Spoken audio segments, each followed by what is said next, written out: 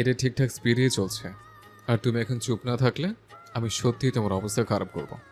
একদম চুপ করে বসে থাকো, একটা কথা বলবে না, শুধু সময়টা খুব উপভোগ করো আজরুশ। আজরা খেয়াল করে দেখলো ঠান্ডা বাতাস তার শরীরটা চুড়িয়ে দিচ্ছে। কে জানে সময়টা হঠাৎ করে তার কাছে এত ভালো লাগতে শুরু করলো কেন। আশেপাশে থেকে ভেজা মাটির সুন্দর একটা গন্ধ আসছে। প্রতি বৃষ্টির পর এমন সুন্দর সুগন্ধ পাওয়া যায়। এই গন্ধটা কেন আসে বা এটার নামই বা কি আজরার অজানা। এখন মনে যে অনুভূতিটা হচ্ছে, এটার নাম আর ভাবো অজানা। আজরা বলতে পারবে না তার ঠিক কেমন ভালো লাগছে, তাও বলতে হবে তার খারাপ লাগছে না। ইসমাম সাই সাই করে বাইক চালিয়ে যাচ্ছে। আজরার মনে হচ্ছে কাজগুলো তার সাথে অদৃশ্য হওয়ার প্রতিযোগিতায় মত্ত। ঠান্ডা বাতাস গায়ে লাগলেও হেলমেটের জন্য মুখে লাগছে না। মুখটা ক্রমাগত উষ্ণ হয়ে যাচ্ছে। ইসমাম ভাই, হুম। ইসমাম ভাই, আপনি এত ভালো ছাত্র হলেন কি করে? পরীক্ষায় টুকলি করতেন নাকি? তোমার কি মনে হয় তোমাকে কেন কথায় কথায় প্রমাণ করতে হবে যে তুমি একটা স্টুপিড আর মাথা মোটা? মাঝে মাঝে স্মার্ট হওয়ার নাটকটাও তো করতে পারো। এইসব প্রশ্ন করার থেকে better you keep your mouth shut. তার মানে আপনি করেছেন? কে সাহায্য করতো? মেয়ে ছিল নাকি? ইসমাম ভাই, ইসমাম ভাই, বলুন না কি করে টুকলি করে, আমিও তাহলে ভালো রেজাল্ট করতে পারবো। সেটা জানি না, তবে যে টুকলি করে তাকে শাস্তি কী করে দিতে হয় তা জানি। কি শাস্তি শুনতে চাও? না থাক। শোনো, সেটা আজরুজ হলে তাকে কষে একটা থাপ্পড় দিতে হয়। আপনি মারবেন আমাকে? তোমার এমন কেন মনে হয়? তাদের কথা কাটাকাটির মাঝে ইসমাম জোরে বাইকে ব্রেক কষল। আজরা কিছুটা সামনের দিকে ঝুঁকে গেল। দুপুর আনুমানিক 1টার সময় মোটর সাইকেল একটা জায়গায় থামে। না খারাপ না, জায়গাটা বেশ নিরিবিলি আর সুন্দর। কিছুটা গ্রামের দিক মনে হচ্ছে। এটা আবার কোথায়? আপনি আমাকে এখানে কেন এনেছেন? এটা কোন জায়গা? ইসমা মাজরার ঠোঁটে আঙুল রেখে বলে। শ্শ্, বাচ্চাদের হাতে কথা বলতে হয় না। আপনার হাতে ময়লা নোংরা লোক। ইসমামার কথা না বাড়িয়ে আজরার হাত ধরে টেনে নিয়ে গেল। জায়গাটা একটা রেস্ট হাউসের মতো হবে। হয়তো কোনো বড়লোক শখের বশে বাড়িটা নির্মাণ করেছিলেন, কিন্তু এখন তার থেকে উপার্জনও করছেন। একটা বিশাল বাগান, তার আশেপাশের জায়গায় জায়গায় নাম না জানা হরেক রকমের ফুল ফল। বাগানে পুকুরের ধারে কিছু উজ্জ্বল সাদা রাজহাঁস খেলা করছে। তার সামনেই একটা দোলনা, যার লোহার শিকলের ফাঁকে ফাঁকে নাম না জানা কোনো এক লতা প্রতিনিয়ত নিজেকে জড়িয়ে চলেছে আর নিজের বিশালতর রূপের মোহে সবাইকে আকৃষ্ট করছে। দোলনাটা সবার বসার স্থান যা প্রয়োজন, কিন্তু সবার দৃষ্টি নিবন্ধ থাকবে সেই নাম না জানা লতার পানে, কারণ তার চোখের প্রশান্তি। থাক না তার নামটা অচেনা, কী ক্ষতি হয়েছে তাতে? সৌন্দর্যকে কি সবসময় একটা নামের বেড়া জালে বেঁধে দেওয়া যায়? বেঁধে দিলেও তার পরিপূর্ণ সৌন্দর্য প্রকাশের প্রতিবন্ধকতা সৃষ্টি করে। আজরার এইসব বেনামি ভাবনার মাঝে ইসমামের কণ্ঠটা ঝর্নার হয়ে নিচে পড়ে যাওয়ার মতোই মিষ্টি শোনা গেল। আজরা ঘোরে আবিষ্ট হয়ে আছে এখনো।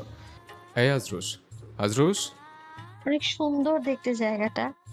আপনার ওই প্যাঁচা মার্কা খোমা থেকে হাজার গুণ সুন্দর। এই কি ছেড়ে কি বলছো আজরুশ? ইসমাম ভাই, আমরা যদি যাওয়ার সময় এখান থেকে দুটো হাঁস চুরি করে নিয়ে যাই, তাহলে কেমন হবে? বাসায় গিয়ে আলু দিয়ে ঝোল খাওয়া যাবে। ওরা কি টের পাবে? সিরিয়াসলি আজরুশ, তুমি এখানে এসে চোরের কথা বলছো? তোমাকে কি আমি সাথে চোর বলি? You just an insane girl. আমি কি বললাম? দেখছেন না কি সুন্দর সাদা হাঁস?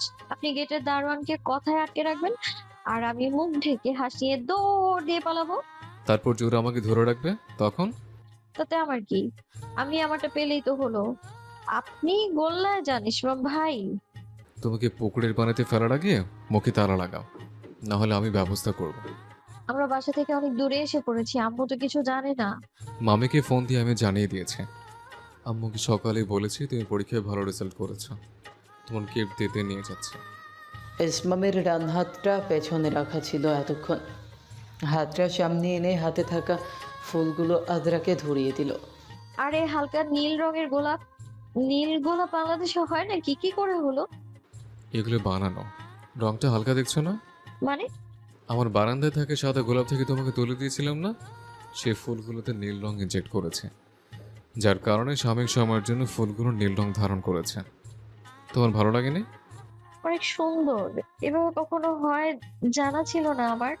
আদ্রা এতক্ষণ ভুলেই গিয়েছিল যে সে ইসমামকে বয়কট করছে আর সে রেগে আছে ইসমামের ওপর। আদ্রা আর চাইলেও রাখতে পারছে না, তবুও চোখে মুখে কপট রাগের আভাস এনে বলল, আপনি আমাকে কেন এনেছেন? আমি তো আপনাকে বলেছিলাম আমার উপহার দরকার নেই। কিন্তু আমি দিতে চাইছি। এত পরিশ্রম করেছো, তাই সামান্য একটু উপহার। আশেপাশে ঘুরে বেড়াও। নাবলের সাথে এলে তো বিশ্বযুদ্ধের মতো পরিস্থিতির সৃষ্টি হতো। এখন কপট রাগ ছাড়ো মেয়ে। কথাগুলোর মধ্যে আজরার পেট বিকট শব্দে রেখে উঠল। আজরা ভ্যাবলার মতো হাসলো, খানিকটা লজ্জাও পেল। তোমার নিশ্চয়ই ক্ষুধা পেয়েছে? আমারও পেয়েছে। চলো আগে খেয়ে নেই। তার কাছের একটা রেস্টুরেন্টে গিয়ে খেয়ে নিল। আজরা বেশ কিছুক্ষণ ঘুরে বেরিয়েছে। ইসমাম তার দিকে এক দৃষ্টিতে তাকিয়ে আছে। সেখানে একটা জলাধার আছে, কোমর অবধি পানিদার। সেই জলাধারে ছোট ছোট পাথর বসানো হয়েছে এক হাত পরপর। আজরা এক পাথর থেকে আরেক পাথরে লাফিয়ে যাচ্ছে, আবার ফিরে আসছে। তার চোখে মুখে আনন্দ ঠিকরে পড়ছে। আজরাকে কখনো বাইরের কারোর সাথে তেমন করে পেরাতে দেন না নিসা আর তাহমিদ সাহেব। অফিস সামাল দিতে হিমশিম খান, বিশেষ করে আজরার সাথে ঘটে যাওয়া এক অনাকাঙ্ক্ষিত ঘটনার পর। আরও না, আজকে ইসমামের আচমকা পরিকল্পনার কারণে নিসা বেগম না করতে পারেননি। আজরা এক একটি পাথরে পা রাখছে আর ইসমামকে এক একটি উল্টা পাল্টা নামে রেখে যাচ্ছে। ইসমাম ভাই হাফ মেন্টাল। ছাগলের মূত্র, পেতনির নানা, ডাইনির ভাসুর, মৌমাছির গু, গরুর গোবর, ইসমামের পশ্চাদেশ বানরের মতো লাল, ইসমাম ঘাওড়া মাছ, জাউরা সাপ, গুই সাপ, শাকচুনির বর, ছেঁড়া তেনা, গিরগিটি। আজরা ভাবছে সে যা বলছে তার কিছুই ইসমাম শুনতে পাচ্ছে না, কিন্তু ইসমাম সব শুনতে পাচ্ছে। সেই সব শুনে একাধারে রাগান্বিত হচ্ছে, আবার হেসে ফেলছে। গাধিটা এত বড় গাধি যে আমাদের ফোন কল ব্লুটুথে কানেক্ট করা সেটা দেখেনি। ইসমাম মোবাইলের দিকে তাকিয়ে রইল। সেখানে একটা সাদা কালো ছবি, তা দেখে মনে মনে বলল, মেয়েটার চলাচল সেই শরতের আকাশে ভেসে বেড়ানো কাশফুলের থোকার মতো। তার চঞ্চলতা আমার অজান্তি আমাকে আমার থেকে আলাদা করেছে। আমার ভেতরে ধূসর সত্তাকে সেই তুমি নামক পবন উড়িয়ে নিয়ে গিয়েছে বিশাল আকাশে। আমার সত্তা এখন বিলীন বিলীন হয়েছিল সে রক্তিম জারুল ফুলের পদতলে। আমি সেই ধীর বাতাসে নিজের গা ভাসিয়ে দিই, নিজের সর্বনাশের দেখে ধাপে ধাপে এগিয়ে যায়। রোজ একটু একটু করে এগিয়ে যায়। এ যেন এক মিষ্টি সর্বনাশ, তাকে চাইলেও আর এড়াতে পারছি না। এই প্রথম আমি আমাকে মায়াজালে ফেলে বোকা বানাতে পারছি না। পারছি না নাকি চাইছি না, হয়তো নিজের সর্বনাশ আমি করতে চাইছি এবার। ইসমাম ভাই, ওখানে একটা পাখি ছিল, আহত পাখি, আমি ধরে নিয়ে এসেছি, দেখুন, নীল পাখি। ইসমাম অনুভূতি শূন্য হয়ে এক দৃষ্টিতে আজরার দিকে তাকিয়ে আছে। চোখ মুখ তার শুকিয়ে গিয়েছে। ইসমাম সরাসরি আজরার দিকে তাকিয়ে আছে, যেন আজরা ব্যতীত দ্বিতীয় বস্তুর অস্তিত্ব বিলীন তার ভুবনে। আমি হারিয়েছি, সব হারিয়েছি। প্রতিবারই আমি নিজেকে শূন্য আবিষ্কার করছি। আমি নিজের অনুভূতি লুকিয়ে রাখতে রাখতে ক্লান্ত, দেশে হারা। কতদিন অনুভূতির কপিকলকে সচল রাখতে পারবো? আমরা কি এটাকে বাসায় নিতে পারি? আরে চুরি করবো না, জিজ্ঞেস করেই নেব। এটা তো ওদের পাখি না। চলুন না, এটাকে প্রাথমিক চিকিৎসা দিই। আপনি কি রেগে আছেন? দেখুন, আপনি রেগে গেলেও কিচ্ছু যায় আসে না। আমি অনুভূতির কোনো নাম দিতে পারিনি প্রথমে, কিন্তু এখন জানি এটা ভালোবাসা। আমার প্রথম ভালোবাসার অনুভূতি এটা। এটা লুকায়িত, তবে প্রকাশিত। আমি কিছু বলছি। এই যে বয়রা লোক, কালা হয়েছেন নাকি? আমার কথা শুনতে পাচ্ছেন না? আজরা ইসমামের সামনে নিজের বাম হাতটা নাড়াচাড়া করলো জোরে। বেশ বিরক্তি নিয়েই বলল, আমি আপনাকে অনবরত ডেকে চলেছি, আপনার কোনো সাড়া শব্দ নেই কেন? এই পাখিটা বাসায় নিয়ে যাই। ইসমাম হঠাৎ করে উঠে দাঁড়ালো। সে পাখিটা ওর হাত থেকে নিয়ে নিল, তারপর পাখির মাথায় হাত বুলিয়ে দিল।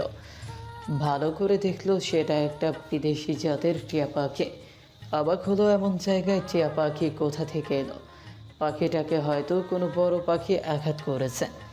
ইসমাম তাকে নিজের সাথে করে নিয়ে হাঁটা ধরলো আর পেছনে পেছনে দৌড়ে গেল আজরা। প্লিজ প্লিজ, আমার পাখিটা নেই না। তুমি পাখিটাকে নিতে পারবে না। কেন, কি সমস্যা? বললাম তো, নেওয়া যাবে না। আপনি সবসময় কেন এমন করেন? অসহ্য। অভিমানে আজরার দু চোখ ভরে উঠল। পেছন থেকে তাকে লাথি দেখালো। সে ইসমামের সাথে পেরে উঠবে না বিধায় কেঁদে ফেলল। একটু আগেই তো লোকটা ভালো ব্যবহার করছিল, মানসিক রোগী একটা। ইসমাম পাখিটা হাতে নিয়ে হন হন করে কোথায় যেন চলে গেল। আজরা আর খুঁজে পেল না তাকে।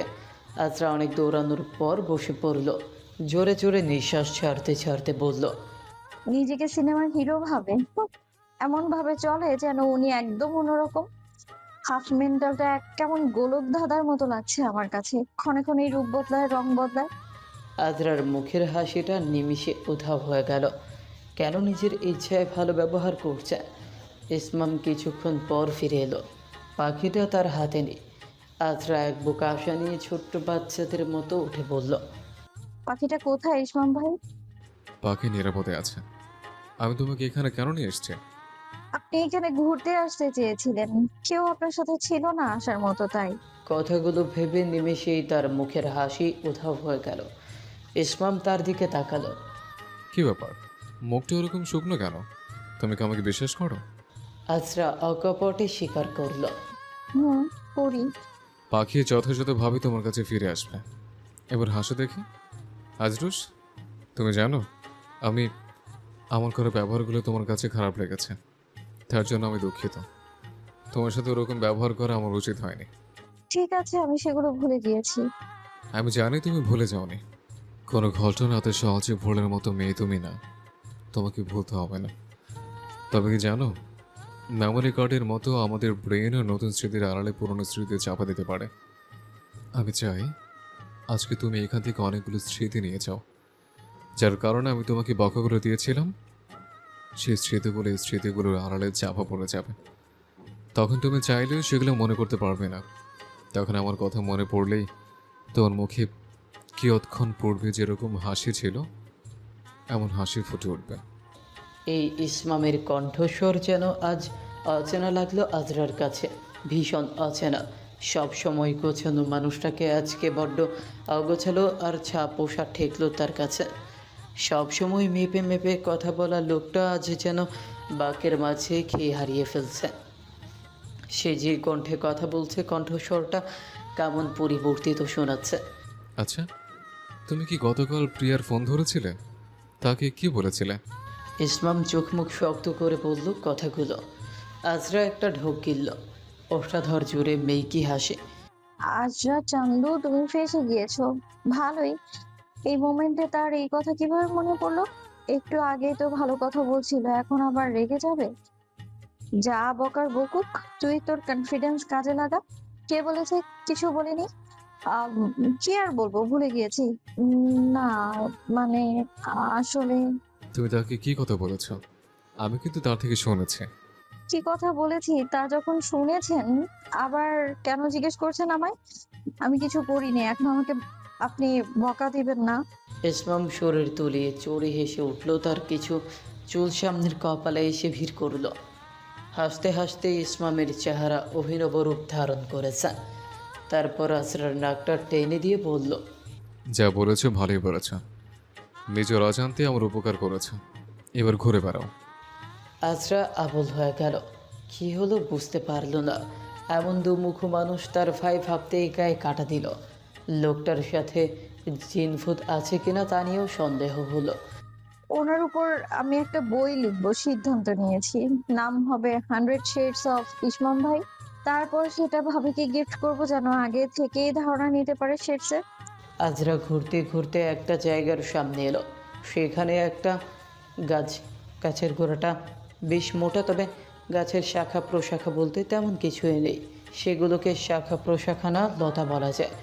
মানে গাছটা এমন যে গাছের গোড়া সহ মোটা একটা কাণ্ড এবং তার আশেপাশে সবগুলো লতা, এবং সেই লতাগুলোকে এত সুন্দর করে সাজিয়ে রাখা হয়েছে একটা মাচার ওপর যে তার নিচে গিয়ে বসলে মনটা ভালো হয়ে যায়। গাছে ফুলসহ লতাগুলো নিচে ঝুলে ঝুলে আছে। ফুলগুলো গাঢ় গোলাপি, অনেকটা ঘন্টার মতো। আজরা এগুলোকে হাত দিয়ে দোলাচ্ছে। ঘন্টা বাজার মতোই লাগছে। হঠাৎ ইসমাম এসে তার পাশে বসে পড়ল। তোমার কি ভালো লাগছে? হ্যাঁ, লাগছে। কতটা ভালো? অনেক ভালো? মোটামুটি ভালো? নাকি চলবে চলবে এমন ভালো? চলবে এমন ভালো? তাহলে অনেক ভালো হতে হলে কি করতে হবে? সেটা আপনি করতে পারবেন না। কেন করতে পারবো না? আজরা আর বলতে চাইল না, প্রসঙ্গ পাল্টানোর জন্য ইসমামকে জিজ্ঞেস করলো। আচ্ছা, এই গাছটার নাম কি ইসমাম ভাই? আপনি তো গাছ সম্পর্কে অনেক জানেন। ফুলগুলো বেশ সুন্দর, আমাদের ছাদে লাগালে অনেক সুন্দর হবে। এই গাছ ছাদে হবে না, বাগানে হবে। এটাকে বাসর লতা বলে। গাছটার নাম শুনে আজরা বেশ অবাক হলো। তারপর দুই হাতে মুখ ঢেকে মিটি করে হাসতে লাগলো। চোখে দুষ্টুমির আভা ছড়িয়ে গিয়েছে। ইসমাম তার দুষ্টুমির কারণ বুঝতে পারল না যে সে কেন হাসছে। কিছুক্ষণ আজরার দিকে তাকিয়ে রইল সে। তারপর হঠাৎ করেই তার মাথায় একটা কথা খেলে গেল। ইসমাম দাঁড়িয়ে গেল, কোমরে হাত দিয়ে বলল, তুমি বেশ দুষ্টু হয়েছো। এত ছোট বয়সে এত বেশি কেন বুঝতে হবে তোমাকে? একটু কম বুঝতে পারো না? আমি কি কিছু বলেছি নাকি? এখন কি ভাষাও নিষেধ? হাসতেও পারবো না? তোমার হাসি যে কোন দিকে ইঙ্গিত করছে সেটা বোঝার মতো অবুঝ আমি নই আজরুশ। আজরা আবারও হাসলো। হাসলে আজরাকে দারুণ লাগে। তার গালগুলো রসগোল্লার মতো লাগে ইসমামের কাছে। ইসমাম মাঝে মধ্যে চিন্তাভাবনার বাইরে যুক্তি খুঁজতে চায়, কোনো এমন দেখতে সে রসগোল্লার মতো। রসগোল্লা খায় বলে নাকি? এইসব যুক্তিহীন কথা শুনে আবার আনমনে নিচেই হেসে ওঠে। আচ্ছা, আপনার হঠাৎ কেন মনে হলো আমাকে উপহার দেওয়া উচিত? উপহার দেওয়া উচিত, কারণ আমার মনে হয়েছে আমি তো সাধারণত বাসায় কাউকে টিউশন পড়াই না, কোচিংয়ে পড়াই। তুমি আমার একমাত্র ছাত্রী যাকে বাসায় পড়াই, আর তোমার সাথে আমার অন্য একটা সম্পর্ক আছে, তাই। হ্যাঁ হ্যাঁ, আমি তো আপনার ছোট বোন। বোনের জন্য এমন সারপ্রাইজ প্ল্যান ভাইরা করেই থাকে। তবে আপনি সানাকে সাথে নিয়ে আসলেও পারতেন। বুঝতে পেরেছি আপনি বকা দিয়েছেন। আপনি ভেবেছেন ছোট বোন আমি মন খারাপ করেছি। হ্যাঁ, আমি সত্যি অনেক রাগ করেছিলাম। এটাকে মন খারাপ বলতে পারবো না। আজরা সহসা মন খারাপ হয় না। হ্যাঁ, তুমি খুব বুঝতে পেরেছ। কথাগুলো বলেই ফোন দেখতে দেখতে হেঁটে চলে গেল সে। আজরা চারদিকে কয়েকবার ঘুরে বেরিয়েছে, ফুল তুলেছে, মালা বানিয়েছে। ইসমামকে একবারও খুঁজে পায়নি, তবুও তার ভয় লাগেনি, কারণ সে জানে ইসমাম আশেপাশেই আছে তার জন্য। আজরা ইসমামকে একটা পুকুরের সামনেই দাঁড়াতে দেখলো। সে এগিয়ে গেল। আমার তো ওনাকে পেছন থেকে একটা ধাক্কা দিতে ইচ্ছে হচ্ছে, তবে ধাক্কা দিলে এবার কিন্তু অনেক বড় কেলেঙ্কারি হয়ে যাবে। এবার আর করবো না। তার হাতে একটা ফুলের ক্রাউন ইসমামকে দিতে চাইছিল, কিন্তু সেই সাহস হচ্ছে না। ইসমামের দৃষ্টি পুকুরের পানির দিকে। পুকুরের পানিটা যেন কেমন ঘোলাটে মনে হচ্ছে তার কাছে। তুমি আমাকে ধাক্কা দেওয়ার চিন্তা করছো নাকি আজরোস? না না, মোটেও না। আমি আপনাকে ধাক্কা দেওয়ার চিন্তা কেন করব? আমি আপনাকে ধাক্কা দেওয়ার চিন্তা করিনি। আচ্ছা, এই পুকুরটা দেখে তোমার কি মনে হচ্ছে? জানেন, এই পুকুরটা দেখে আমার একদমই ভালো ফিল হচ্ছে না। পুকুরের পানি দেখে আমার মনে হচ্ছে আমরা যদি এটার মধ্যে নামি তাহলে এক্ষুনি নিচে থেকে অনেক বড় একটা অজগর সাপ বেরিয়ে আসবে, তারপর আমাদের গিলে খাবে। ইসমাম চোখ মুখ কুঁচকে আজরার দিকে তাকালো। এসব উদ্ভট কাহিনী তোমার কোত্থেকে মাথায় আসে? আরে, আমি একটা মুভিতে দেখেছিলাম। তুমি বড্ড বেশি মুভি দেখো, যেগুলো কোনো কাজের না। ভালো মুভি দেখবে, যেগুলো দেখে কিছু শিখতে পারবে। এত উল্টোপাল্টা মুভি কেন দেখো? লেখাপড়া মোটিভেশন পাবে এমন মুভি দেখতে পারো না? তোমার মুভি দেখা বন্ধ করাচ্ছে। আরে ধুর, সেগুলো দেখে মজা আছে নাকি? আমি এমন সব মুভি দেখি যেগুলোতে বেশি বুদ্ধিমত্তা ব্যয় করে কাহিনী আহ বুঝতে হয় না আর কি। এটা কি পড়া নাকি যে বুদ্ধিমত্তা ব্যয় করে এখানেও কাহিনী বুঝতে হবে? আমি তো সরল সাবলীল বই পড়তে আর মুভি দেখতে পছন্দ করি, যেগুলো পানির মতো সরল গড়গড় করে গিলে ফেলা যায়। সেখানে থাকবে প্রেম, ভালোবাসা। আচ্ছা, আপনি কোন ধরনের বই পড়তে পছন্দ করেন? ইসমাম আজরার দিকে তাকালো। ইসমাম বেশ কিছুক্ষণ কোনো কথা বলল না। তারপর আজরা নিজে থেকেই বলল, আচ্ছা, বুঝতে পেরেছি। আপনি বলতে চান না যে আপনি ডার্ক রোমান্টিক বই পড়েন যেখানে নষ্টামি লেখা থাকে। ঠিক আছে ঠিক আছে, আমি কিছু মনে করব না। আর একটা কথাও বলবে না তুমি। আজরা চলে যেতে চাইলেই ইসমাম তার হাত টেনে ধরল। সময়টা বিকালের সমাপ্তি হবে, কিন্তু আবহাওয়ার কারণে তা বোঝা যাচ্ছে না। আকাশ রাঙা হয়ে উঠেছে ঠিকই, তবে ঠান্ডা প্রশান্তিদায়ক বাতাসটা প্রেমিক মনের আকুতি বহু গুণে বৃদ্ধি করে। আকাশে দু একটা কমলা ধূসর নীল রঙের আঁচল দেখা যাচ্ছে। ইসমাম আকাশের দিকে মাথা উঁচু করে তাকালো। আমি কোনো রোমান্টিক বই পড়তে পছন্দ করি না। বা কাহিনী সহজে বোঝা যায় এমন গল্প পছন্দ করি না। অ্যাকশন থ্রিলার বেশি পছন্দ। আর তুমি বাচ্চা মেয়ে, ডার্ক রোমান্টিক শব্দটা দ্বিতীয়বার উচ্চারণ করতে শুনলে জিহ্বা পুড়িয়ে দেব। আমার তো রোমান্টিক পছন্দ, সফট রোমান্টিক, যেখানে ভালোবাসা থাকবে, পূর্ণতা থাকবে, মাঝে মাঝে থাকবে শুধু কিছু দুঃখ, ঝগড়াঝাটি আর খুনসুটি, থাকবে একটা সুন্দর জীবনের কাহিনী। পছন্দ ব্যক্তি বিশেষে ভিন্ন হতেই পারে। আপনার বউয়ের জন্য আমার বড় আফসোস হয়, বেচারি এন্টি রোমান্টিক হাজবেন্ড পেতে চলেছে। ইসমাম আবার পুকুরের দিকে তাকিয়ে বলে উঠল, আমারও বড্ড আফসোস হয়, কারণ আমার হবু বউ একটা গাধি। কি? আপনি প্রিয়াপুকে গাধি বললেন? বেচারি আপনাকে কত ভালোবাসে, আপনি তাকে কিভাবে গাধি বলতে পারলেন? এই, তুমি প্রিয়াকে কিভাবে চেনো? আজরা জিভে কামড় দিল। এটা বলা তার উচিত হয়নি একদমই। আজরা রে, আবার ভুল জায়গায় ভুল কথা বলে ফেলেছিস। এটা তো বলা উচিত হয়নি। সে এমনি চিনি আর কি। তুমি কি সেদিন ফোন করার আগে থেকে চেনো? হ্যাঁ চিনি। আপনাকে ভালোবাসে তাই না? আম, মেয়েটা অনেক ভালো, গরিব অনাথদের সাহায্য করে, দেখতেও বেশ সুন্দরী, আপনার সাথে বেশ ভালোই মানাবে। চলো, আমাদের বাসায় যেতে হবে। কথাগুলো বলেই ইসমাম হনহন করে হেঁটে চলে গেল। ওনার আবার কি হলো বুঝি না আমি। ওনার মুড কখন যে মেঘাচ্ছন্ন হয় আর কখন রৌদ্রতপ্ত হয় তা বোঝাই যায় না। এ লোকটা একটা আস্ত ধাঁধা। আসার সময় আজরা ইসমামের কাঁধে একটা ব্যাগ দেখলো, কিন্তু সেটার ভেতরে কি ঠিক বুঝতে পারছে না। হঠাৎ বৃষ্টি শুরু হয়ে গেল। চারদিক অন্ধকারে ছেয়ে গিয়েছে, বিদ্যুৎ চমকাচ্ছে ক্ষণে ক্ষণে। প্রকৃতির রূপ বোঝা ভারো দুষ্কর। এখন আমরা বাসায় কি করে যাব? আম্মু তো অনেক চিন্তা করবে। চিন্তার কিছু নেই, আমি নাবিলকে বলে দিয়েছি তুমি আমার সাথে ঠিক আছো। এটাও বলেছে আমি তোমাকে নিরাপদে বাড়ি পৌঁছে দেব। চিন্তা আপনাকে নিয়ে, ঝড় বৃষ্টিতে ভিজে আপনার জ্বর ঠান্ডা লেগে যাবে তো। এখানে বসো, কিছুক্ষণের মধ্যে বৃষ্টির তেজ কমে যাবে। আজরা আর ইসমাম একটা যাত্রী ছাউনির নিচে বসেছিল। যাত্রী ছাউনির নিচে হওয়ার পরেও শীতল বাতাস আজরাকে বেশ খানিকটা কাবু করেছিল। আজরা দুহাত নিজের গায়ে জড়িয়ে বসে বসে রইল। ইসমাম নির্বিকার ভঙ্গিতে বসে আছে। আচ্ছা, আপনি আজকে এত বৃষ্টির মধ্যে আমাকে কেন ঘুরতে নিয়ে এলেন? আপনার তো একটু আহ বৃষ্টির পানি গায়ে লাগলে জ্বর চলে আসে। এখন যদি আপনার বাসায় গিয়ে জ্বর আসে? এখন যদি কি বলছো বাসায় গিয়ে নিশ্চয় জ্বর আসবে। ইসমাম কথাটা বেশ আত্মবিশ্বাসের সহিত বলল। আজরা ভ্রু কুঁচকে ফেলল। তাহলে আপনি আমাকে কেন আনতে গেলেন? এই যে, তুমি আজকে একটু হেসেছো, ঘুরে বেরিয়েছ, এটা দেখার জন্য। এটা কোনো কথা হলো?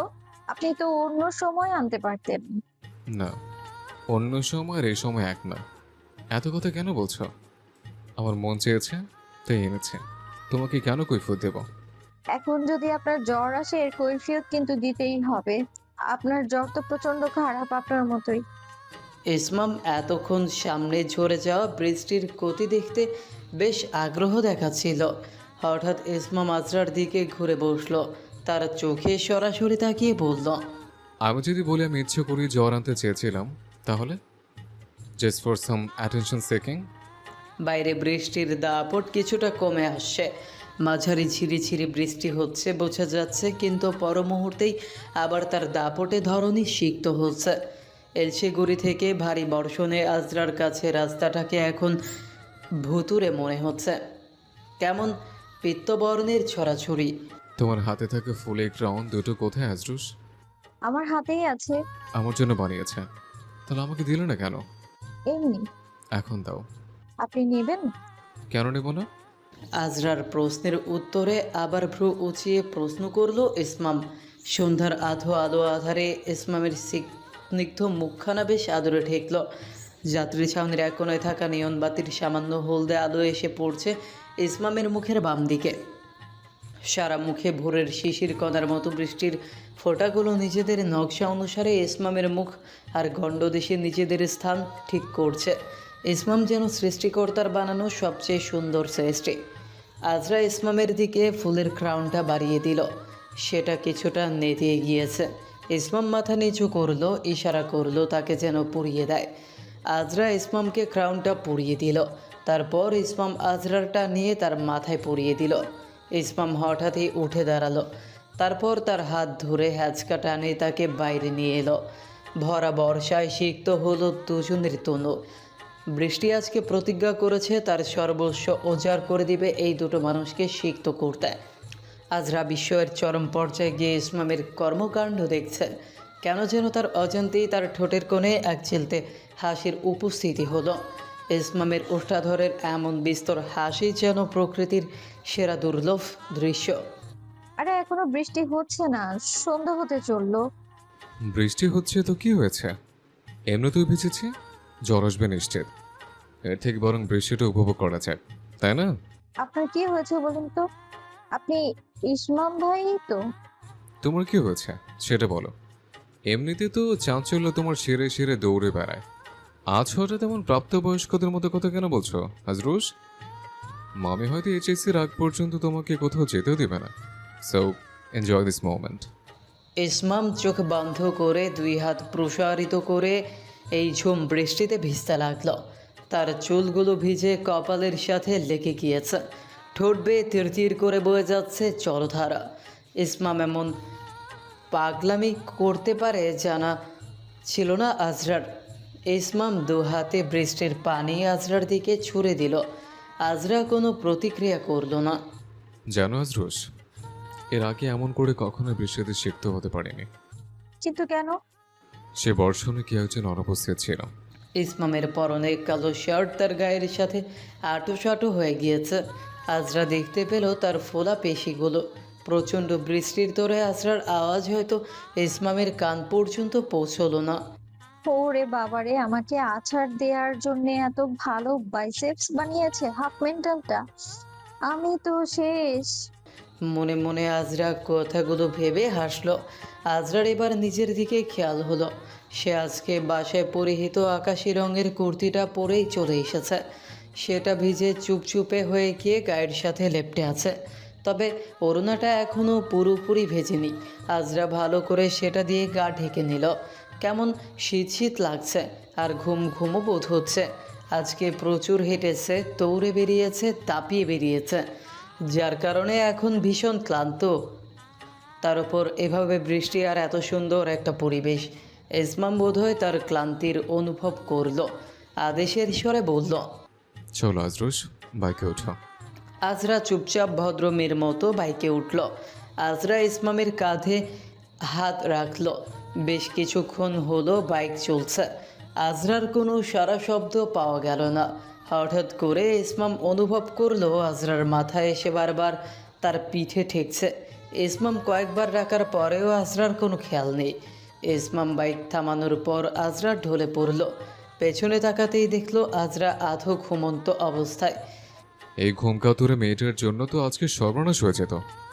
আমাকে একবার বললেই তো হতো ঘুম পাচ্ছে। এখন যদি বলে যেত, গাধি, সারা জীবন একটা গাধিয়ে থেকে যাবে। স্টুপিড কোথাকার। ইসমাম আজরাকে এক হাতে পিঠের দিকে চেপে ধরল। বাইক চলল ফাঁকা রাস্তার বৃষ্টির ছাট উপেক্ষা করে। শুধু নিঃশ্বাসের সহিত কম্পমান দুজন মানবীর হৃৎপিণ্ডের গতিশ্রবণযোগ্য। ঘামার গরমের কারণে আজরার হঠাৎ ঘুম ভেঙে গেল। ঘুম ভেঙে চারদিকে অন্ধকার দেখল। হয়তো বিদ্যুৎ চলে গিয়েছিল। বৃষ্টির মৌসুমে এমন ঘন ঘন বিদ্যুৎ যাওয়া কোনো অস্বাভাবিক বিষয় না। আজরা পাশে হাতড়ে দেখে তার পাশে তার ফোনটা রয়েছে। ফোনের ফ্ল্যাশ লাইটটা জ্বালিয়ে দেখলো এটা তো তার রুম। তারপর নিজের কাপড়ের উপর আলো ফেললো। সে বাড়ির কাপড় চোপড় পরা। তার মানে ইসমামের সাথে যা দেখেছিল এতক্ষণ সেগুলো কি সব স্বপ্ন ছিল? তার মানে কি সে ইসমামের সাথে ঘুরতে যায়নি? আমি কি তার মানে ইসমাম ভাইয়ের সাথে ঘুরতে যাইনি? এটা কি রাতে দেখা শুধু একটা স্বপ্ন ছিল? হতেই পারে। হাফ মেন্টালের ওসব ছাতার মাথা ধুর। আজরা মাথা ধরে বসে রইল। তারপর হঠাৎ করেই তার ঘরের ফেরি লাইটগুলো জ্বলে উঠল। বিদ্যুৎ চলে এসেছে। আজরা উঠে বাথরুম থেকে একটা ভেজা গামছা নিয়ে তার শরীরটা মুছে নিল। তারপর ওর পড়ার টেবিলের ওপরে সেই ফুলের ক্রাউনটা দেখতে পেল, যেটা সে আর ইসমাম মাথায় পড়েছিল। আজরা চকিত হলো। স্বপ্নটার বাস্তবিকতার অস্তিত্ব অনুধাবনে সারা শরীরে শিহরণ বয়ে গেল। তার মানে এটা কোনো স্বপ্ন ছিল না, সত্যিই ঘুরতে গিয়েছিল। তাহলে বাসায় আসার পর আর কিছু মনে নেই কেন? আর সে এখানে এলো কী করে? আজরার শুধু এইটুকু মনে আছে, সে প্রচণ্ড পরিমাণে ক্লান্ত ছিল এবং ঘুম ধরেছিল। তাহলে কি ইসমাম তাকে এখানে নিয়ে এসেছে? প্রচণ্ড উৎকণ্ঠায় সারা রাত আর আজরার ঘুম হলো না। মাইকে আহসানের পবিত্র ধ্বনি শোনা গেল। বাইরে এখনও গুড়ি গুড়ি বৃষ্টি হচ্ছে। কেমন শীত শীত একটা আবহাওয়া, নিদ্রা বিলাসের জন্য উত্তম আবহাওয়া যাকে বলে। আজরা রুম থেকে বেরিয়ে রান্নাঘরে এলো। রান্নাঘর ফাঁকা, তার মানে মা এখনও ওঠেনি। সে 1 কাপ কফি বানানোর জন্য চুলায় পানি বসালো। তার ঠোকঠাক আওয়াজের মাঝে তার মা রান্নাঘরে এলো। কিরে, তোর কি মাথা ব্যথা করছে? হ্যাঁ, একটু, তেমন একটা না, ঠিক আছে। তুই কেমন ঘুম কাতরে বলতো? কালকে স্পাম বাইক দিয়ে আসছিল, তোর এইটুকু জ্ঞান বুদ্ধি নেই যে তুই গায়ে পড়ে যাস? তাহলে বাইক চালাতে কি করে? শেষমেশ ছেলেটা উপায় না পেয়ে তোর ওড়না দিয়ে নিজের সাথে বেঁধে তারপর নিয়ে এসেছে বাসায়। কি, এত বড় অপমান! আমাকে গরুর মতো বেঁধে নিয়ে এসেছে হাফ মেন্টালটা। হ্যাঁ, তোকে বেঁধে নিয়ে আসতে হয়েছে। তুই যদি গরুর মতো কাজ করিস তাহলে তো গরুর মতোই বেঁধে নিয়ে আসতে হবে। ছেলেটা আমাকে বারবার ভুল প্রমাণিত করছে। কালকে তোকে ঠিক মতো ঠিকঠাক মতো নিরাপদে পৌঁছে দিয়েছি। তোকে নিয়ে এত দোটানা অবধি উঠে এসেছে। তুই কুম্ভকর্ণের মতো ঘুমাচ্ছিলি, তোকে কত ডাকলাম কিন্তু ওঠার কোনো নামই নেই। উল্টো ইসমাম তোকে কোলে তুলে তুই বেহায়ের মতো ওর গায়ের সাথে লেপ্টে ঘুমানোর জন্য আরো আরাম খুঁজছিলিস। হায় হায়, কি বলো? আমি তো আমার নিজের মান ইজ্জত নিয়ে ডুবিয়ে খেলছি। আমার তো কচু গাছের সাথে ফাঁসিতে ঝুলে যাওয়া উচিত। হ্যাঁ, তা তো অবশ্যই। আমার মেয়ে যে এমন কুম্ভের মতো ঘুমাতে পারে আমি তা কখনো ভাবতে পারিনি। মাঝে মাঝে এমন হয়। তুমি জানো না, আমি প্রায় 30,000 স্টেপ হেঁটেছি গতকাল। মিথ্যা বলিস না তুই। আর 30,000 স্টেপ বিশেষ হচ্ছে না। আরে, একটু বিশ্বাস করো, 15,000 স্টেপ হেঁটেছি। না মানে, আসলে এর কাছাকাছি হেঁটেছিলাম, 1400 একটু বেশি কিছু। যাই হোক, অনেক পরিশ্রম করতে হয়েছে, কিন্তু অনেক বেশি মজা করেছি, তাই শেষমেশ ক্লান্ত হয়ে গিয়েছিলাম। কিন্তু ইসমাম ভাইয়ের কি অবস্থা? বৃষ্টির পানি ছোঁয়া লাগলে তো জ্বর আসে যায়। আহ আমার তো তাও ভালো, তেমন একটা জ্বর আসেনি। ছেলেটার প্রচণ্ড জ্বর হয়েছে ইরার। আপার কাছে ফোন করে জেনেছি। আমি ভেবেছি ভালো কিছু রান্না করে নিয়ে ওর সাথে দেখা করতে যাব। আমিও যাব, আমাকেও সাথে নিন। সকালের নাস্তা শেষে আজরা তার মাকে নিয়ে তার ফুপির বাসায় ইসমামকে দেখতে গেলে। আজরা গেটে টোকা দিতেই বাড়ির কাজের লোক এসে দরজা খুলে দিল। দরজা খুলতেই সালমান সাহেবের হাসি হাসি মুখটা দেখা গেল। আজরা মামুনি, কেমন আছো? এই তো ফুপা, ভালো আছি, আপনি কেমন আছেন? এই তো মা, ভালো আছি। যেই হারে বৃষ্টি হচ্ছে, না বাইরে যাওয়া যাচ্ছে আর না শান্তিতে ঘরে বসে থাকা যাচ্ছে। আমার আবার ওই হাঁটাহাঁটি করার অভ্যাস বেশিক্ষণ, বুঝলে তো, ওই বেশিক্ষণ বসে থাকতে পারি না। আপনার মতো কাজের মানুষের জন্য সত্যি বৃষ্টিটা খুব বিরক্তিকর। তবে কিছু করার নেই। আজকে আপনি অফিসে যাননি ফুপা? না, আজকে ঘরে বসে কাজ সামাল দিব, বাকি কাজগুলো ম্যানেজার সামাল দেবেন। ইসমানের প্রচন্ড জ্বর এসেছে। হ্যাঁ, তাই ওনাকে দেখতে এসেছি। শুনলাম কালকে নাকি তোমরা ঘুরতে গিয়েছিলে। বৃষ্টিতে ভিজলেই ছেলের আমার জ্বর হয়। তোমার জ্বর হয়নি? আলহামদুলিল্লাহ। আমার তো অল্প বৃষ্টিতে জ্বর আসে না। আর ইসমাম ভাই আমাকে তেমন একটা ভিজতে দেননি, কারণ যার কারণে ওনার জ্বর এসেছে। এরা আবার কোথায় ভাই? ইসমামের রুমে আছে, যাও। ঠিক আছে ভাইজান, আপনার জন্য আপনার পছন্দের মিষ্টি বানিয়ে এনেছি। ও তাই নাকি? অনেক ধন্যবাদ। ব্যস্ত হবে না, ব্যস্ত হবে না, এগুলো নাফিসা বের করে দেবে। নাফিসা, জিনিসপত্রগুলো বের করো আর ইসমামের রুমে পাঠিয়ে দাও তো। নিসা বেগম দরজা ঠেলে ভেতরে ঢুকলেন। ইরা বললেন, আরে আসো, এই ছেলেটার বৃষ্টিতে ভিজলেই জ্বর হয়। কি দরকার ছিল বলুন তো আপা আজরাকে ঘুরতে নিয়ে যাওয়ার? ছেলেটার জ্বর অব্দি বাদিয়ে তো দোষটা ওরই। মেয়েটার জন্য তো এখানে। আমার আজরা মামনির কোনো দোষ নেই। আর ঘুরতে নিয়ে গিয়েছিল তো ও ঘুরতে নিয়ে যেতেই পারে। এত ভালো রেজাল্ট করেছে, শিক্ষক হিসেবে খুবই সামান্য একটা উপহার দিয়েছে। ভালোই করেছে ছেলেটা। আমার এই প্রথম নিজের বুদ্ধিতে খুব ভালো একটা কাজ করেছে। ইসমাম শুধু সবার কথা শুনছে আর বিরক্ত হচ্ছে। নিসা বেগমের হাতে এক বাটি স্যুপ। তা বাবা ইসমাম, এখন কেমন লাগছে? এই তো মামি, আগের থেকে খানিকটা ভালো। সকালে কিছু খেয়েছো? আমি তোমার জন্য একটু স্যুপ করে এনেছিলাম। সামান্য কিছু খেয়েছিলাম ওষুধ খাওয়ার জন্য। আমি তোমাকে খাইয়ে দিচ্ছি, দরকার নেই। চুপ করে খাও। নিসা বেগম যত্ন করে তাকে খাইয়ে দিলেন, তারপর নিজের আঁচলটা দিয়ে মুখটা মুছিয়ে দিলেন। অনেক ধন্যবাদ মামি। নিসা আর ইরা দূরে গিয়ে কথা বলছে। আজরা পড়ার টেবিলের চেয়ারটা টেনে নিয়ে বিছানার সামনে বসলো। ইসমামের দিকে ভ্রু নাচিয়ে বলল, আজকাল বেশি বেশি বৃষ্টিতে ভিজছেন, প্রেমে পড়েছেন নাকি? ইসমামের দ্বিধাহীন উত্তর যেন ঝর্ণার গড়িয়ে পড়া শোলেন। তেমনটাও ধরতে পারো। তা কে সে মেয়ে? আমি প্রেমে পড়েছি এটা যখন বুঝতে পেরেছো, তাহলে সেই মেয়েকে সেটাও বুঝতে পারার কথা। না, অত বড় গোয়েন্দাগিরি করার জন্য বেশ পরিশ্রম প্রয়োজন। আমি অত পরিশ্রমী নই। অলস প্রকৃতির মেয়েরা কখনো এত পরিশ্রম করতে পারে বলুন তো? যে কারো ব্যক্তিগত জীবন ঘেটে ঘেটে বের করবে। তবে আমি আন্দাজ করতে পারি। আন্দাজ করে কি বুঝতে পেরেছো? এই তো প্রিয়াপু। ইসমাম মাথা নিচু করে হাসলো। তার নাকের আগা আর গাল দুটো লাল হয়ে আছে। তুমি আজকাল বেশি বৃষ্টিতে ভিজছো। আমি তো সেই 14 বছর বয়সে একজনের প্রেমে নাকাল হয়ে পড়েছিলাম। আজও তাকে খুঁজে চলেছি, কিন্তু ভাবছি তাকে খোঁজা বন্ধ করে অতি সত্বর বিয়ের কার্যক্রম শুরু করব। কি? আজরা হঠাৎ করে ইসমামের কপালে হাত দিল। ইসমামের সারা শরীর কেঁপে উঠল। ইসমাম দ্রুত তার হাতটা ঝটকা দিয়ে সরিয়ে দিল। কি হয়েছে কি? আমি ভালো করে হাত ধুয়ে এসেছি তো। আপনার গায়ে এখনো প্রচন্ড জ্বর। বেশি কথা না বলে আপনার ঘুমিয়ে পড়া উচিত এখন। সেটা তোমার থেকে বুঝতে হবে না। এখনই রুম থেকে বেরিয়ে যাও। আপনি এত ছোট লোক কেন বলুন তো? আপনার রুমে আসলে শুধু এক কথাই বলেন, এই রুম থেকে যা, এই রুম থেকে যা, এই রুম থেকে যা। ঠিক আছে ঠিক আছে, যাচ্ছি। হ্যাঁ। ইসমাম টিস্যু দিয়ে ভালো করে নিজের কপালটা ঘষে নিল। তারপর একটা জোরে নিঃশ্বাস ছেড়ে মাথা অবধি কাঁথা মুড়ি দিয়ে দিল। জ্বর থাকার কারণে শরীরে হিমবাহ প্রবাহিত হচ্ছে যেন। কিছুক্ষণ পরে বাসায় হুড়মুড় করে একদল যুবক যুবতী প্রবেশ করলো। আজরা তাদের মধ্য থেকে কয়েকজনকে চিনতে পারলো। এরা ইসমামের বন্ধু। তাদের সাথে প্রিয়াও আছে। প্রিয়া এরাকে দেখে জড়িয়ে ধরলো। কেমন আছেন আন্টি?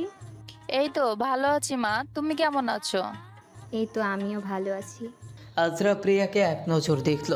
মেয়েটাকে প্রায়শই শাড়ি পরতে দেখেছে। হয়তো শাড়িটা তার প্রিয় পোশাক। আজও শাড়ি পরে আছে। কালো রঙের ফুল স্লিভ ব্লাউজের সাথে সবুজ রঙের শাড়ি ভীষণ মানিয়েছে তাকে। শ্যামবতীদের শাড়ি পরলে হয়তো একটু বেশিই সুন্দর লাগে। অথচ নিচের দিকে তাকিয়ে দেখলো তার পরনে একটা ঢোলা টি শার্ট আর প্লাজো, গায়ে একটা ওড়না চড়ানো। তাকে কখনো শাড়ি পরলে এত সুন্দর লাগে না। আজরা প্রিয়ার মতো উচ্চতায় ততটা লম্বাও না। আজরার ভীষণ মন খারাপ হলো যে কেন সে এতটা নিখুঁত না। আজকে ইয়াকুবের অফিস থাকলেও সে ছুটি পেয়েছে 2 দিন। অফিসের বিভিন্ন প্রজেক্টে টানা কাজ করার পর অবশেষে ছুটি পেয়েছে। বসের তার উপর সদয় দৃষ্টি হয়েছে, যার কারণে ছুটিটা নিজে থেকেই দিয়েছে। চাকরিজীবীদের জন্য 2 দিনের ছুটিও অনেক কিছু। ইয়াকুব ভেবেছিল 2 দিনে বাসায় যাবে, কিন্তু শরীর মন ভীষণ ক্লান্ত। রাজশাহীতে এসেছে প্রায় 3-4 মাসের বেশি হয়ে গেল, কিন্তু এখনও রাজশাহীর বিভিন্ন জায়গা ঘুরে দেখা হয়নি। এই 2 দিনে সেই সব জায়গায় একটু ঘুরে দেখা যাবে। সকাল 8:30টাও বাজেনি, দরজায় কড়া পড়ল। খুলে দেখলো পাটিয়ার কাপ হাতে একজন নারী দাঁড়িয়ে আছে।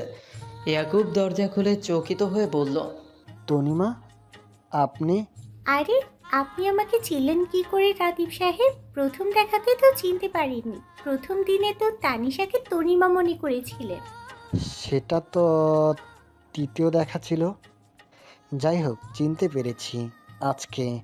কিন্তু আমাদের তো প্রায় সবাই চিনতে ভুল করে। আমরা জমসত্ত্বেও আমাদের মধ্যে প্রায় 98% মিল বলে। এত মিল হলো, আপনার বোন আর আপনার পার্সোনালিটি ভিন্ন। কিন্তু কথা না বললে পার্সোনালিটি কিভাবে ধরা যায়? জানি না, তবে আমি বুঝতে পারি। আপনাদের আলাদা করা আমার জন্য অনেক সহজ। আপনি বেশিক্ষণ দরজার সামনে দাঁড়িয়ে কথা বলবেন না। আপনার কি কোনো দরকার আছে? তাহলে বলে চলে যেতে পারেন। না হলে আপনার বাবা খারাপ মনে করবে সেদিনের মতো। এমনিতে আপনার বোনের কথায় আপনার বাবা মনে মনে আমাকে বকাটে উপাধি দিয়ে ফেলেছেন। এর থেকে বেশি কিছু হলে বাড়ি ছাড়া না করে ফেলে। আব্বাজান ৮ ঘন্টা হলো অফিসের জন্য বেরিয়েছেন। আব্বাজানকে এত ভয় পাওয়ার কিছু নেই। তিনি সেকেলের মানুষ। তার কিছু সেকেলের চিন্তাভাবনা এখনো রয়ে গিয়েছে। আপনি ব্যাচেলর, সারাদিন দেখে অফিসে দৌড়ান, সামনের করিমের হোটেলে খান। ভাবলাম আপনার জন্য ভালো কিছু বানিয়ে আনি। আজকে না হয় ভালো কিছু খেয়ে অফিসে যাবেন।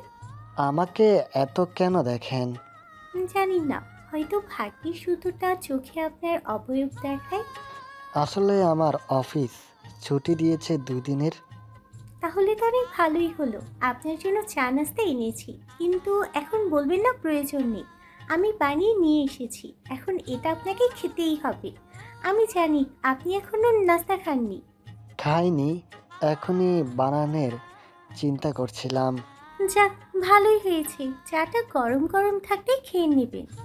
আসলে আসলে নকলে আপনার মনে কোনো কথা থাকলে বলে ফেলতে পারে, নকলটাও বলতে পারে, আসলটা বলতে পারে। আপনাকে অনেক ধন্যবাদ। সকাল সকাল আমার জন্য এমন নাস্তা বানিয়ে এনেছেন। এটা নকল কথা বললেন। আমি জানি আসল কথা হচ্ছে আপনার আমার সাথে চা খাওয়ার অভিলাষ হচ্ছে। কি ঠিক বলিনি রাদীপ সাহেব? আপনার মনে হাজার প্রশ্ন হয়তো, কিন্তু সেই প্রশ্নগুলো আমি জানি না। তবে আপনার চোখ মুখ বলে দিয়েছে আপনার মনে হাজার প্রশ্ন। প্রশ্নের বিষয়বস্তু আন্দাজ করতে পারছি হয়তো। মনে এই যে আমার হঠাৎ করে বদলে যাওয়াটা, এটাও একটা বিষয়বস্তু। আপনি হঠাৎ করে বদলে গিয়েছেন? কেন, আপনার মনে হচ্ছে না আমি হঠাৎ করে বদলে গিয়েছি? ইয়াকুব হাসল। হাসিটা সুন্দর, পবিত্র, নির্মল একটা হাসি। সে হাসিতে একটা অপ্রতিরোধ্য আকর্ষণ ছিল। আপনার সাথে আমি চা খাবো, তবে অন্য একদিন। তবে আপনি কি আমার একটা উপকার করতে পারবেন? আমি রাজশাহীর রাস্তাঘাট কিছুই চিনি না। চাইছিলাম কিছু দর্শনীয় স্থানে ঘুরে বেড়াবো। আপনি কি আমার ট্যুর গাইড হতে পারবেন? এত অল্প দিনে পরিচয়, ট্যুর গাইড হিসেবে ফ্রিতে নিয়ে যাবেন নাকি? বেশি আবদার করে ফেললেন না? না না, আপনার খাওয়া ঘোরার খরচ সব আমার পক্ষ থেকে। চাইলে আপনি আপনার ছোট বোনকে সাথে নিতে পারেন। সে আবার ছোট বোন না, বড় বোন। তাহলে আপনি ছোট। আমি তার 35 সেকেন্ডে ছোট। ঠিক আছে, তবে আপনাকে আমি সময় মতো টেক্সট করব। কিন্তু কামাল নাম্বার। আমাকে আপনি সাধারণ মেয়ে ভাবলে ভুল করবেন। আমি অস্ত্র ছাড়া যুদ্ধের মাঠে নামার মতো বোকা নয়। সময় মতো টেক্সট আপনার কোনো এক অ্যাকাউন্টে চলে যাবে। উনি কোন যুদ্ধের কথা বলছেন? আমি কি কিছু করেছি নাকি? ইসমাম অনেক কষ্টে সোফায় এসে বসেছে। মাথাটা এখনও যন্ত্রণা করছে জ্বরের তাপে। প্রিয়া এসে তার পাশে বসলো। মিষ্টি স্বরে বলল, আমি তোর জন্য তোর পছন্দের খাবারগুলো বানিয়ে এনেছি। সেগুলোর তো কোনো দরকার ছিল না, আমি তো এমনিতেও খেতে পারবো না। না না, সবজি সালাদ বানিয়ে এনেছি। শুধু শুধু পরিশ্রম করছিস, ধন্যবাদ। এই তো মেজো মামার মেয়েকে নিয়ে একটু ঘুরতে বেরিয়েছিলাম। ওর তো পরীক্ষা শেষ হলো সবে মাত্র। মনে করলাম একটু বায়ু পরিবর্তন করা দরকার, তাই ঘুরিয়ে নিয়ে আসলাম। সেখানে বৃষ্টির খপ্পরে পরে ভেজে গেছিলাম। প্রিয়া এক নজর আর চোখে দূরে দাঁড়িয়ে থাকা আজরাকে দেখে নিল। আজরা তার ফুপুর সাথে মেহমান আপ্যায়নের ব্যস্ত ছিল। প্লেটে কি যেন সাজাচ্ছে। সহসাই আজরার উপস্থিতি বিরক্তির কারণ হলো। হামিদ বলল, আজরা তাদের সামনে এলো না। সবাই সেখানে কথা বলছে আর খাবার খাচ্ছে। আজরা একটা প্লেট নিয়ে সানার ঘরের দিকে যাচ্ছিল, তখনই বেসিনে হাত ধুতে এসেছিল প্রিয়া। আজরা পাশ দিয়ে যাওয়ার সময় সে আজরাকে ডেকে বলল, একটু দাঁড়াও আজরা, জি আপু, তোমার সাথে কিছু কথা আছে। কিছু বলবেন? সেদিন তুমি ফোন ধরেছিলে তাই না? কিসের ফোন? সেদিন তুমি ফোন ধরে ইসমামের নামে তোমাকে জড়িয়ে উল্টাপাল্টা কথা বলছিলে তাই না? ও, ক্ষমা করবেন, আমি শুধু একটু দুষ্টুমি করেছিলাম, ক্ষমা করবেন, আর হবে না। আমি আসলে বুঝতে পারিনি সেটা আপনি ছিলেন, আর ফোনটা অসাবধানতাবশত রিসিভ হয়ে গিয়েছিল। তারপর আমি যখন কল কেটে দিয়েছি তখন আপনার নামটা দেখেছিলাম। তুমি কি আমাকে চেনো? আমি কে? হ্যাঁ, আপনি ইসমাম ভাইয়ের বান্ধবী। আপনাকে কয়েকবার তার সাথে দেখেছি আমি। তার বাইরেও আমার একটা পরিচয় আছে। ইসমাম আমাকে ভালোবাসে এবং আমিও ওকে ভালোবাসি। ও, সেটা জানতাম না। যাক, ভালো। ভাইয়া তো আমাদেরকে কখনো বলেনি। সমস্যা নেই, আমি এটা সিক্রেট রাখবো। তোমার সিক্রেট রাখার প্রয়োজন নেই, তুমি চাইলে সবাইকে বলে বেড়াতে পারো। আজরার কেন যেন নেতিবাচকতা অনুভব হলো এখানে। সে আর কথা বাড়ানোর ইচ্ছা পোষণ করলো না। আচ্ছা ঠিক আছে, আমি আসি। আজরা যেতে চাইলে প্রিয়া তার হাতের কবজি জোরে চেপে ধরল। পরবর্তী সময় থেকে এই ধরনের মজা করবে না। অনেক বড় হয়েছো, পুরুষের নজর বোঝার ক্ষমতা তোমার থাকা উচিত। সব দুষ্টুমির পেছনে বয়সকে দোহাই হিসেবে দাঁড় করাবে না। ইসমামের থেকে দূরে থাকবে। আজরা প্রচণ্ড রেগে গেল, কিছুটা জোরালো গলায় বলল, আপনি যেমন বুঝছেন বিষয়টা তেমন না, হাত ছাড়ুন আমার। প্রিয়া তখনও হাত ছাড়ল না। আজরা ঝটকা দিয়ে তার হাতটা সরিয়ে নিল আর বলল, আমি আপনাকে ভালো মনে করতাম, খুবই মিষ্টি একটা মেয়ে ভাবতাম, কিন্তু আপনার মন মানসিকতা বেশ নোংরা। আগে নিজের নোংরা মন মানসিকতাকে ঠিক করুন। নিজের ভালোবাসার মানুষের গায়ে কলঙ্ক লাগাতে একটু কুণ্ঠাবোধ করলেন না? আর হ্যাঁ, আপনার ফোন ধরে ওভাবে কথা বলা উচিত হয়নি, তার জন্য আমি দুঃখিত। আপনার আর ইসমাম ভাইয়ের মধ্যে কি, সেগুলো একান্ত ব্যক্তিগত, থাকাই সমীচীন।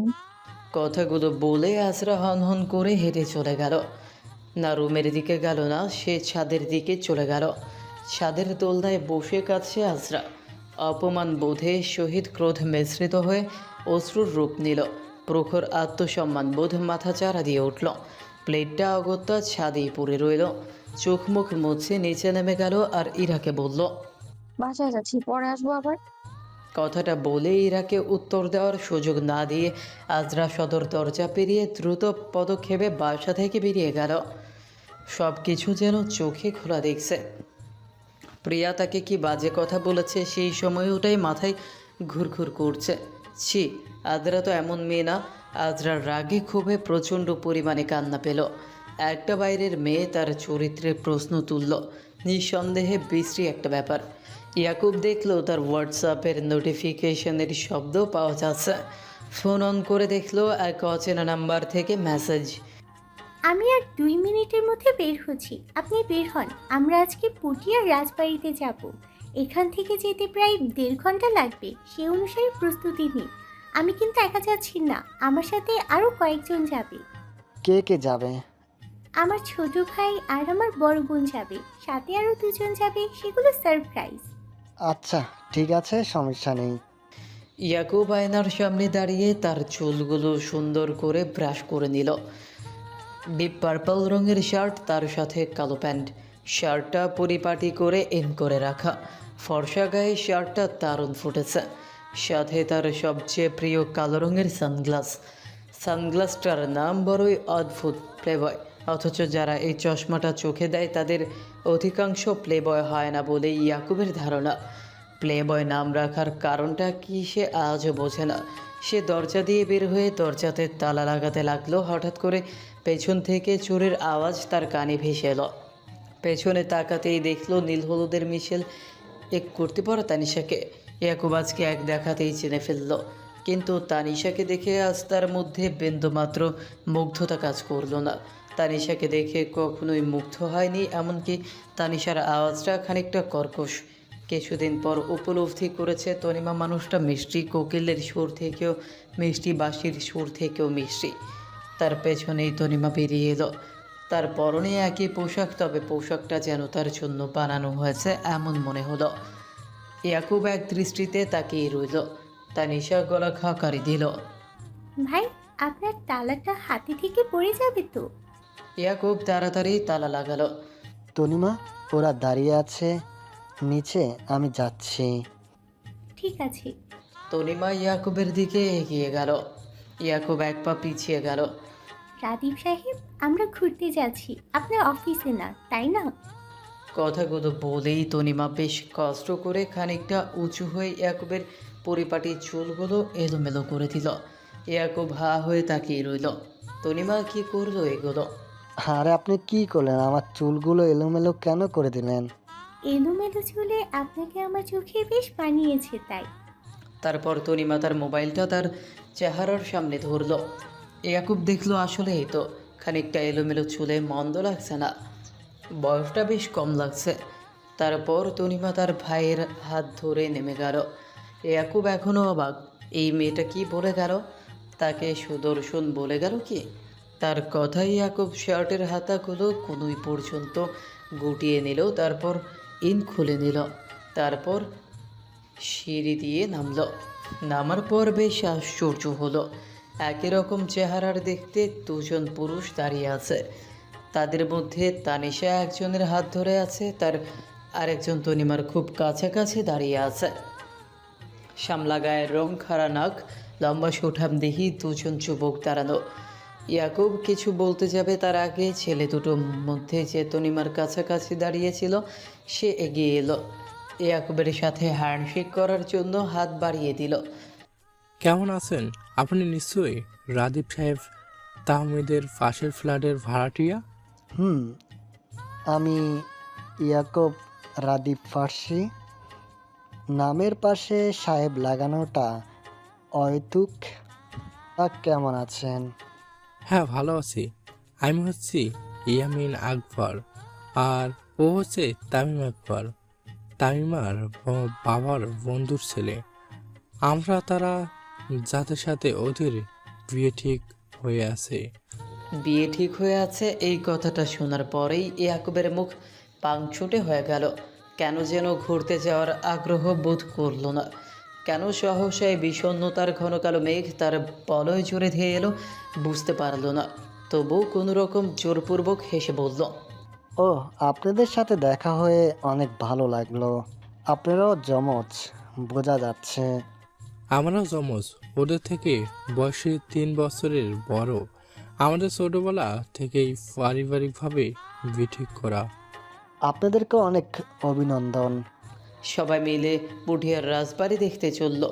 গাড়িতে বসে সবাই অনেক রকম কথা বলল, তবে ইয়ামিন সারাক্ষণ ফোনে লেগেছিল। তনিমা তেমন কোনো কথা বলল না। ইয়াকুব তার ভাইয়ের সাথে বিভিন্ন বিষয় নিয়ে কথা বলল।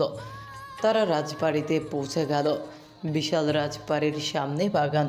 তারা বাগানের দিকে হাঁটতে হাঁটতে হঠাৎ দেখল ইয়ামিন আবার কানে ফোন নিয়ে অন্যদিকে চলে যাচ্ছে। তবে তনিমার তাতে কোনো ভাবান্তর নেই। এমন ভাব যেন রোজ রোজই এই দৃশ্য দেখে এখন তার চোখে ছানি পড়েছে। তানিশা তামিম দুজন একজন আরেকজনের খুব কাছাকাছি হয়ে দাঁড়িয়ে আছে। তানিশা তামিমের বাহু জড়িয়ে ধরে দাঁড়িয়ে আছে। ছেলে দুটো দেখতে মন্দ তো নয়, সুদর্শন পুরুষ বলা যায়। উচ্চতা চেহারা মিলে বেশ সুদর্শনী। তাদের দুজনের সাথে বেশ মানায়। কেন যেন মনে হলো ইয়ামিনের তনিমার প্রতি কিছুটা গাছাড়া ভাব। এটা ইয়াকুবের একদমই পছন্দ হলো না। সে তনিমার কাছাকাছি গেল। তনিমা, আপনি কি ইয়ামিনকে ভালোবাসেন? না, আসলে তেমন বোঝাতে চাইনি। আমি বোঝাতে চেয়েছিলাম আপনারা। আমাদের ভালোবাসা দেখা যায় না, তাই তো? ভালোবাসা কি দেখা যাওয়ার মতো? এটা তো একটা অনুভূতি। আপনাকে অনেক মানুষ ভালোবাসে, তবে তারা তো গোপন করেছে বলে কি ভালোবাসার নেই? ইয়াকুব আর কোনো উত্তর করলো না। না চাওয়া সত্ত্বেও একটা ক্ষীণ ব্যথার অনুভব হলো, যে ব্যথার উৎস হৃদয়ের গোপন কুঠুরিতে চাপা পড়ে গেল। রাজবাড়ির অনেকগুলো টিলার মধ্যে সেখানে একটা ছোট্ট টিলা ছিল। তনিমা টিলার ওপরে ওঠার চেষ্টা করলো। হঠাৎ করে পিছলে পড়ে যেতে চাইলে ইয়াকুব তার কোমর আঁকড়ে ধরল। তনিমার সারা শরীরে শিহরণ বয়ে গেল। ইয়াকুব তাড়াতাড়ি হাত সরিয়ে নিল। তনিমা অপ্রস্তুত হয়ে চোখ সরিয়ে নিল। ইয়াকুব দ্বিধান্বিত হয়ে বলল, আপনাকে ধরার জন্য। আমি কিছু মনে করিনি, ধন্যবাদ। না হলে আমি পিছলেই পড়ে যেতাম, দুর্ঘটনা ঘটতে পারত। হঠাৎ কোথা থেকে ইয়ামিন এলো, তার কানে এখনো ফোদ। আরে ওকে তনিমা, ঠিক আছে, কোনো সমস্যা হয়নি। আপনাকে অনেক ধন্যবাদ মিস্টার রাদিফ, আমার প্রিয় তনিমাকে ঠিকঠাক মতো ধরার জন্য। ওর কিছু হয়ে গেলে অনেক সমস্যা হয়ে যেত।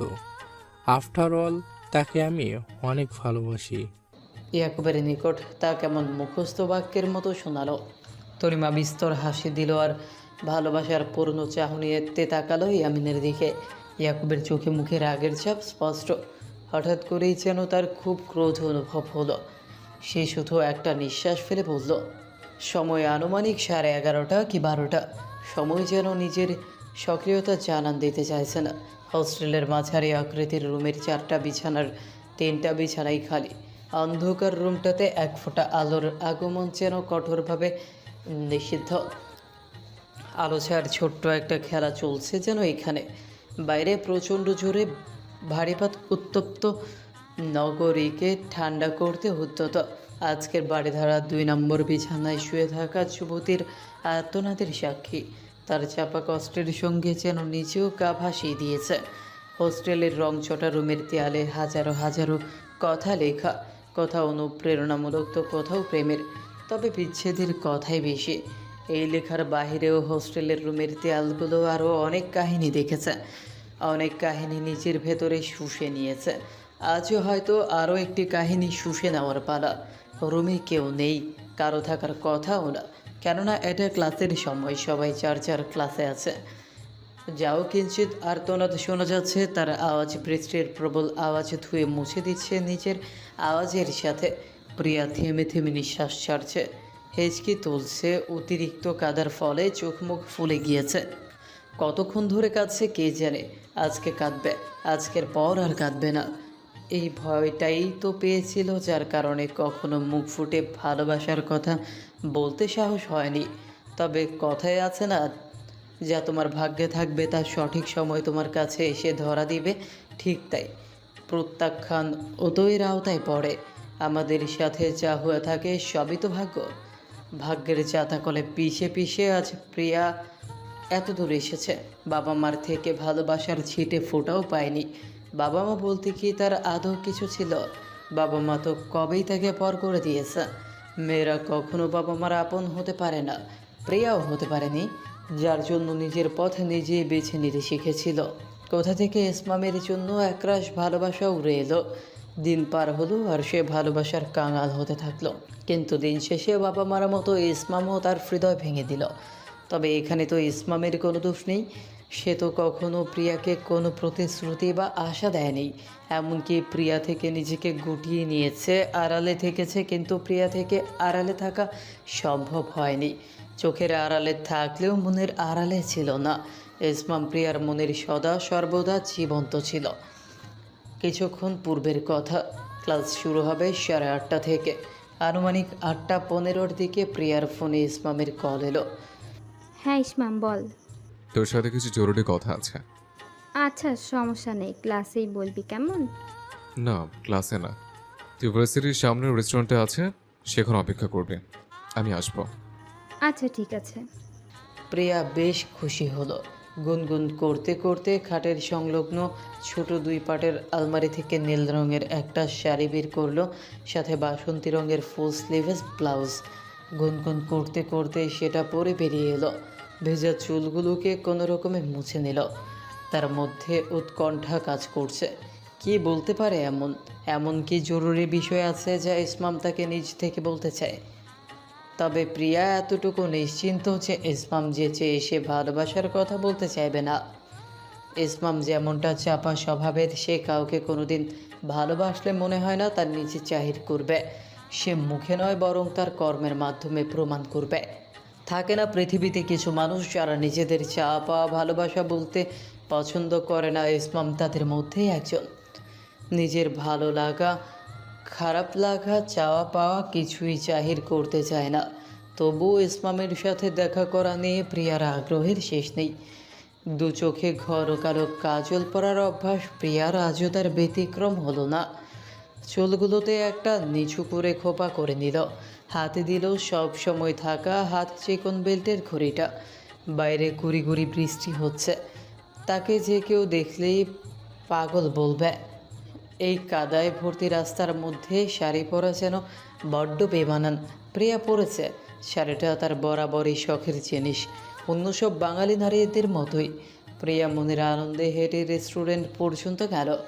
এইখানে একটা রেস্টুরেন্ট খোলা হয়েছে মূলত ছাত্রছাত্রীদের আড্ডার পরিমাণকে কেন্দ্র করে। প্রিয়া গিয়ে দেখলো সেখানে আগে থেকেই বসে আছে ইসমাম। এত সকাল সকাল কেন ডেকেছিস? আমি খাবার অর্ডার দিয়েছি, খাবার আসবে এক্ষুনি। ইসমাম প্রিয়ার সাথে নাস্তা করলো। ইসমাম বেশি কিছু খেলো না, এক কাপ কফি ছাড়া। প্রিয়া বেশ উৎকণ্ঠা নিয়ে বলল, এখন তোর জ্বরটা কেমন? এই 2 দিনে তোর মুখটা বেশ শুকনো হয়ে গেছে। নিজের যত্ন নিস ভালো করে। তোর চেহারার নিজের লাবণ্যতা হারিয়েছে। ঠিক আছে, এবার বল কেন ডেকেছিস? তোকে কিছু জরুরি কথা বলতে চাই। তুই আজরাকে গতকাল কিছু কথা বলেছিলে। ইসমাম, আমি এখন থেকে মিথ্যা কিছুই বলতে হবে না। আমি জানি তুই কি বলেছিস, আমি সব শুনেছি, কারণ আমি কোনায় দাঁড়িয়েছিলাম।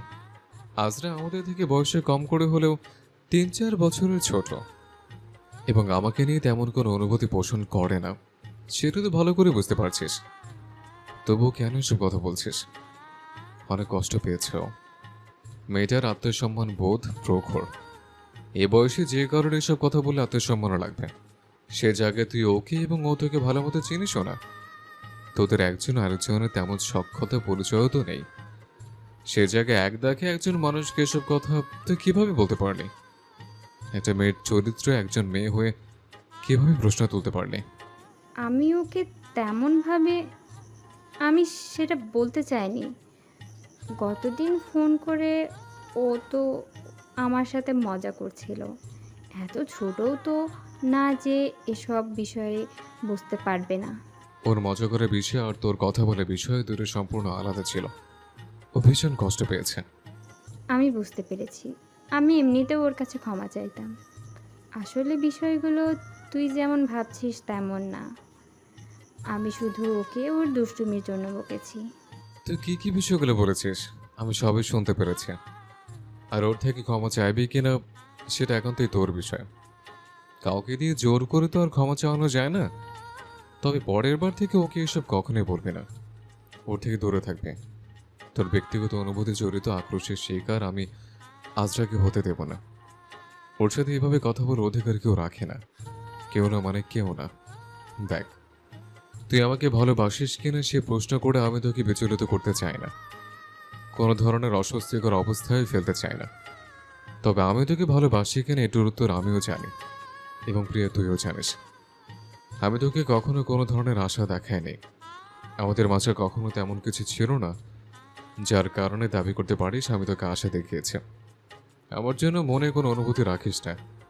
কথাগুলো হয়তো তিক্ত, আমি জানি তোর অনেক কষ্ট হবে, কিন্তু আমি তোকে কখনোই ভালোবাসিনি, আর তোকে ভালোবাসা সম্ভবও না। প্রিয়া কিছুই বলছে না, শুধু নখ দিয়ে টেবিলে ঘটে যাচ্ছে। যেন আগত অস্ত্র জোয়ার রুদ্ধ করাই এমন কর্মের উদ্দেশ্য।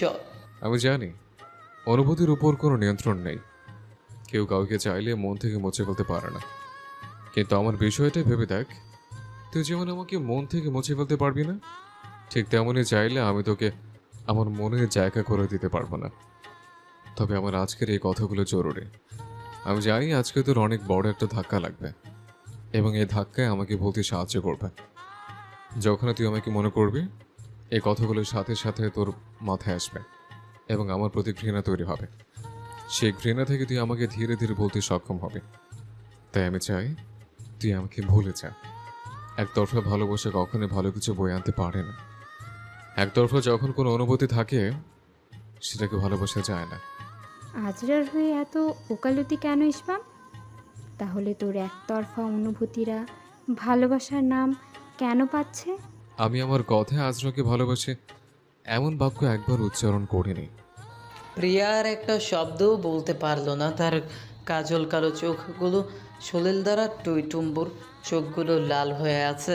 কাজল আর চোখের পানি মিশে একাকার হয়ে গিয়েছে। এই ভয়টাই পেয়েছিল। এমন একদিন যে আসবে এটা সে জানতো, তবে এত তাড়াতাড়ি আসবে তা বুঝতে পারেনি। তবে কিছু খারাপ জিনিস খুব তাড়াতাড়ি ঘটে গেলে ভালো, কেননা মাঝে মধ্যে কিছু খারাপ জিনিস এমন সময় ঘটে যখন আমাদের সহ্য করার ক্ষমতা থাকে না, তখন আমরা অজান্তেই নিজের ক্ষতি করে বসি।